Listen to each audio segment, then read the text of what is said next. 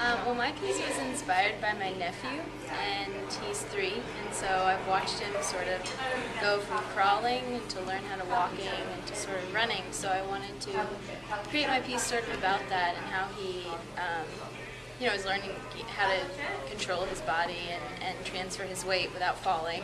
So that's what when I started choreographing, I'm really looking at things like in the floor and a lot of rolling and trying to make it sort of a big deal as you move from the ground to finally standing on your feet. My piece is exploring the relationships between women, whether it be sisters, mother-daughter, best friends, lovers, and just sort of an exploration of translating that into movement and how we react when we find ourselves in certain situations.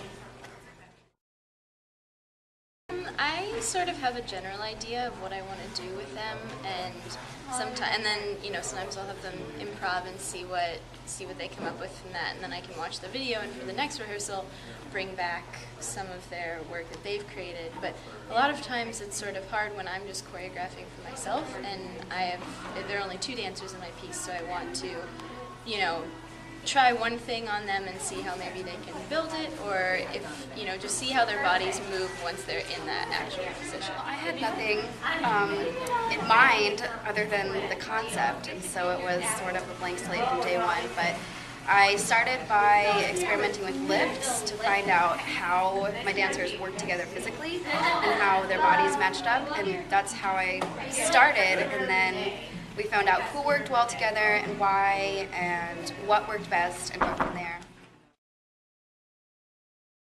First of all, it's completely different having the choice to decide my own music, and that has helped me create choreography, I think. Not that I started with a specific song in mind, because I'm still, even up to now, it still might change, but the choreography came first and then the music second. So I think that's just been the biggest issue for me, because my music before was very ambient, and now I have the option to have more of a tempo to my music, and so that's been a lot of fun to create too.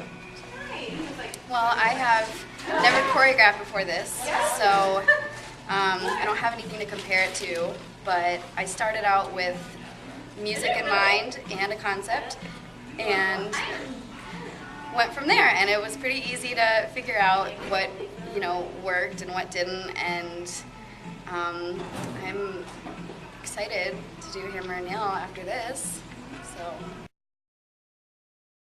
the show is December 11th. December 11th at the John Waldron Art Center, and it's free. One is 3 p.m. and one is 5 p.m., but those are subject to change, and it'll be a great show. Yeah.